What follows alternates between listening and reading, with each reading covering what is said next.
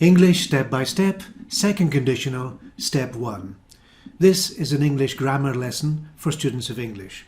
If you'd like to see more videos like this, click like and subscribe, and you can request a lesson in the comment section below.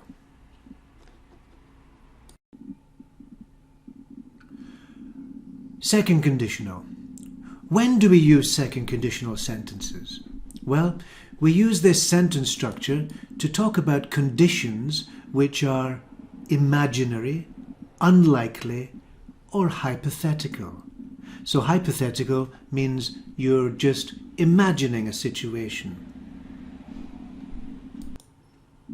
And when we talk about conditions, we're talking about the part of the sentence with if.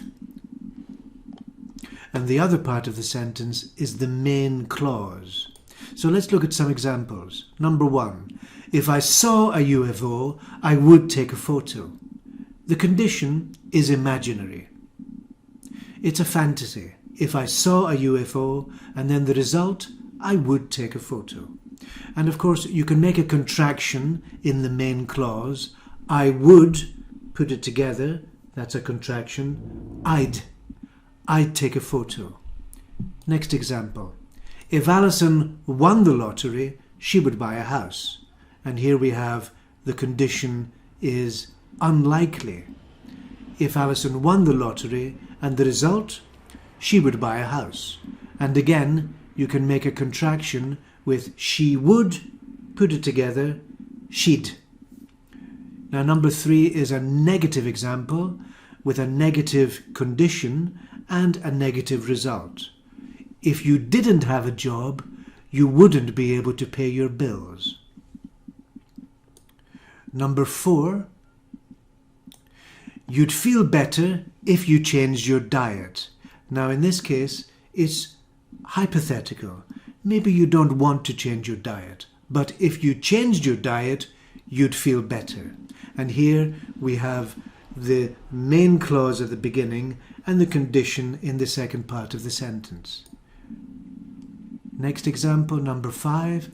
I'd be scared if I saw a ghost. So again, this is imaginary. And we can make questions, of course. For example, would you stop working if you won the lottery? So would you stop is the result, question in the result, and then you have the condition if you won the lottery.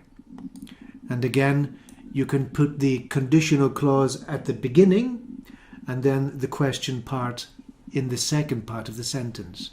If he got the opportunity, would he change his job?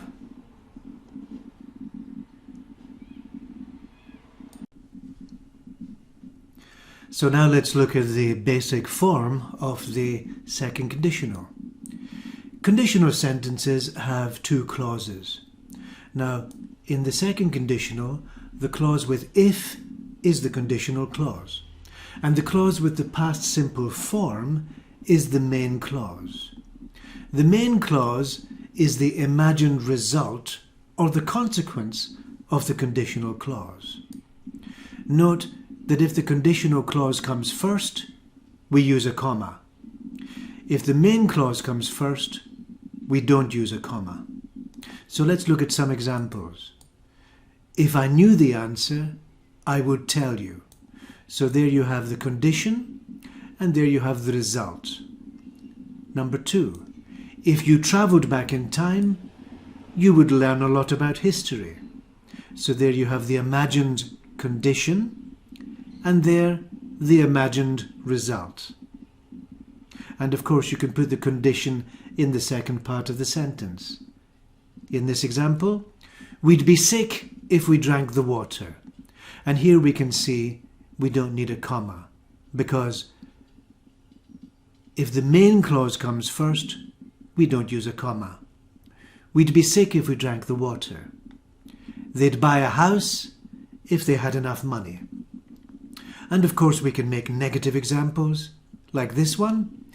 If we didn't have children, we'd travel more. So the condition is a negative condition. And again with number 6, if he didn't live in the country, he'd feel stressed. And of course we can make questions like this. Would you believe us if we told you the truth? Or, with the condition in the first part of the sentence, if a war started, would you fight for your country?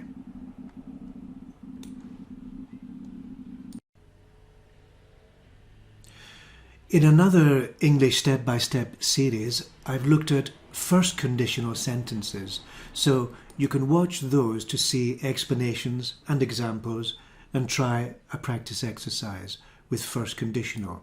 But here we can ask the question, what is the difference between first conditional and second conditional sentences? Well, with first conditional we are talking about conditions which are real possibilities. On the other hand, with second conditional, we are talking about conditions which are not real possibilities. In other words, they are imaginary, they are hypothetical. Let's look at some examples here. If I see John, I will say hello. So, in this situation, seeing John is a real possibility. What about second conditional? If I saw a UFO, I would take a photograph. Now here, we're just imagining a situation which is not real. Another example. If he can find the key, he will give it to you. First conditional. It's realistic. It's a real possibility. Let's look at second conditional. If he could find a magic key, he would open every door. Well, this is just a hypothetical situation. It's an imaginary situation. So that's looking at the difference between first conditional and second conditional. And you can watch my videos on first conditionals for more details. So let's look at these examples. If I see John, I will say hello. If I saw a UFO, I would take a photograph. If he can find the key, he will give it to you. If he could find a magic key, he would open every door. She will buy a sandwich if she gets hungry. Well, that's a real possibility. She would buy a palace if she were a millionaire. That's an imaginary situation. We will go to a restaurant if we get hungry. We would go to Canada if we had enough money. If he wins the race, he will celebrate. If he won £1 million, he would travel around the world. So you can see the difference in the meaning and in the form. So now let's look at some variations in the structure and in the form of the second conditional. You can use could instead of would in the main clause, and if in these cases we are talking about possible imaginary results. For example, if we had enough time, we could visit more places. So the condition is if we had enough time, and the result is imagined. We could visit more places. Now this is another way of saying we would be able to visit more places. So here's another example. We could swim every day if we lived near the beach. Now we don't live near the beach, so we're just imagining a result. We could swim every day. Now you can also use might to express that something is possible but not certain. Instead of they would buy a house, you can say they might buy a house if they had enough money. Another example, if he got the opportunity, he might change his job. So now let's look at the use of the verb to be in second conditional sentences. Now the verb to be is irregular in most tenses, so here it's also irregular, so we have to pay attention. Now first, let's think about how we use the past tense form in second conditional sentences. Well, here's an example. If you met a famous person, what question would you ask her? Now here we have met, which is the past tense form, but we're not actually talking about the past. We're talking about a hypothetical situation in the present and the future.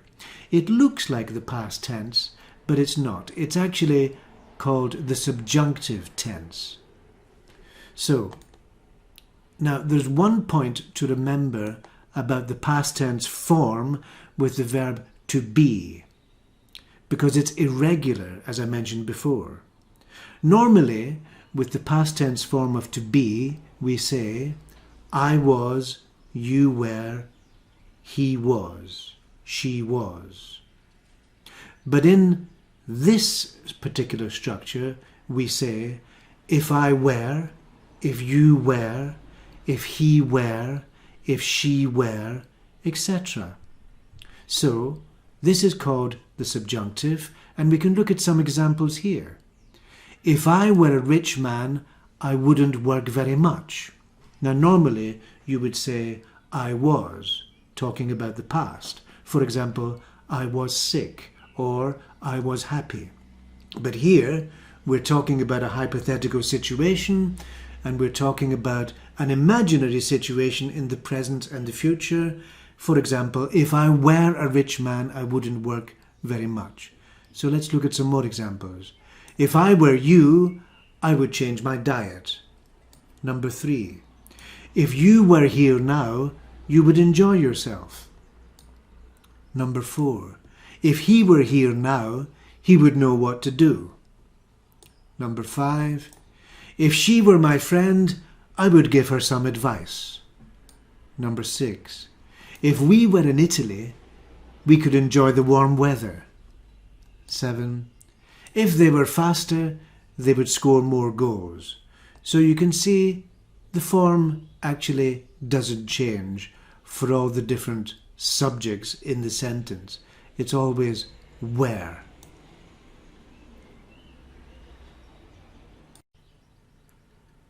So that brings us to the end of this Step 1 video on second conditional. You can move on to the Step 2 video for a practice exercise, and then you can see the answers in the Step 3 video. So remember, click like and subscribe if you'd like to see more videos like this, and you can request a lesson in the comments section below.